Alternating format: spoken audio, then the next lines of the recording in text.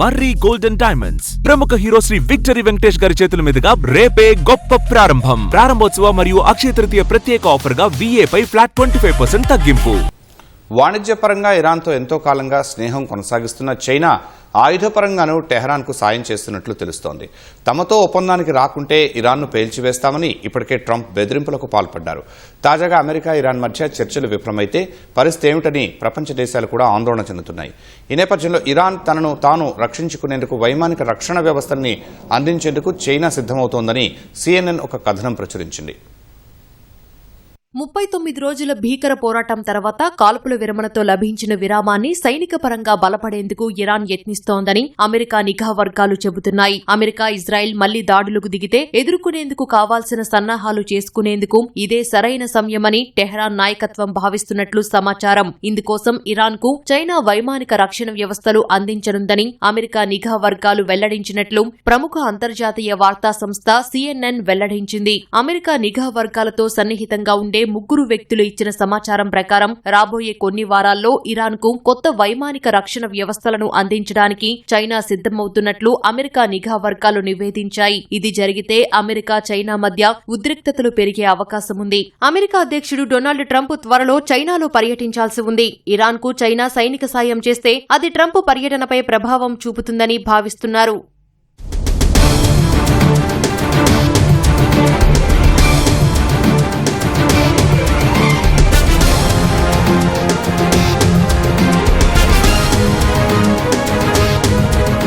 అమెరికాకు ఆగ్రహం రాకుండా ఇరాన్కు చైనా నేరుగా సాయం చేయకుండా ఇతర దేశాల ద్వారా ఆయుధాలను సరఫరా చేసేందుకు ప్రయత్నిస్తోందని అగ్రరాజ్య నిఘా వర్గాలు చెప్పినట్లు CNN పేర్కొంది. ఇరాన్కు చైనా ఇచ్చే ఆయుధాల్లో మ్యాన్ ప్యాడ్స్ అని పిలిచే భుజంపై నుంచి ప్రయోగించే విమాన నిరోధక క్షిపణి వ్యవస్థలు ఉన్నాయి. వీటిని ఇప్పటికే ఇరాన్కు చైనా అందించినట్లు సమాచారం. ఇటీవల జరిగిన యుద్ధంలో తక్కువ ఎత్తులో ఎగిరే అమెరికా సైనిక విమానాలకు ఇవి పెద్ద ముప్పుగా పరిణమించినట్లు నిఘా వర్గాలు వెల్లడించాయి. యుద్ధ సమయంలో అమెరికాకు చెందిన F-15 ఫైటర్ జెట్ ను ఇరాన్ నేలకూల్చింది. భుజంపై నుంచి ఉష్ణాన్ని గుర్తించే క్షిపణి ద్వారా విమానాన్ని కూల్చినట్లు ట్రంప్ విలేకరులకు చెప్పారు. ఆ జెట్ ను కూల్చడానికి తాము ఒక కొత్త వైమానిక రక్షణ వ్యవస్థను ఉపయోగించామని ఇరాన్ ప్రకటించింది. అయితే అది చైనాలో తయారైందా లేదా అనేది మాత్రం స్పష్టంగా తెలియలేదు. ఒకవేళ కాల్పుల విరమణ విఫలమైతే ఈ మ్యాన్ ప్యాడ్స్ మళ్లీ ప్రమాదకరంగా మారవచ్చని అమెరికా నిఘా వర్గాలు అంచనా వేస్తున్నాయని CNN వివరించింది.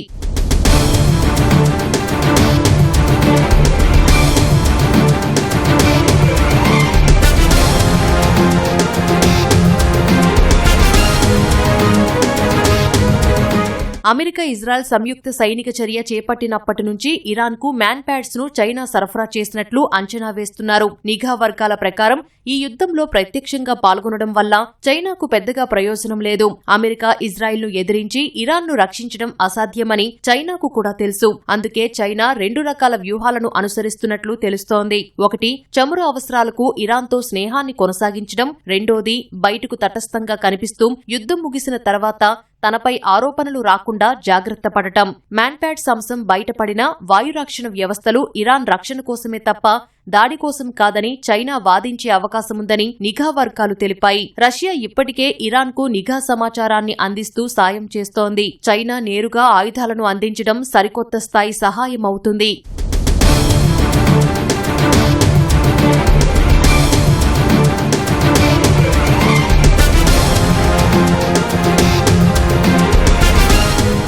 ఇరాన్కు చైనా ఆయుధ సాయం చేస్తున్నదన్న CNN కథనాన్ని వాషింగ్టన్లో చైనా రాయబార కార్యాలయ ప్రతినిధి తోసిపుచ్చారు. సంఘర్షణలో ఉన్న ఏ పక్షానికి చైనా ఎప్పుడూ ఆయుధాలను అందించలేదని, ఈ సమాచారం అబద్దమని పేర్కొన్నారు. చైనా బాధ్యతాయుతమైన దేశంగా తన అంతర్జాతీయ బాధ్యతలను నెరవేరుస్తుందని పేర్కొన్నారు. అమెరికా నిరాధారమైన ఆరోపణలు చేయకుండా ఉండాలని కోరారు.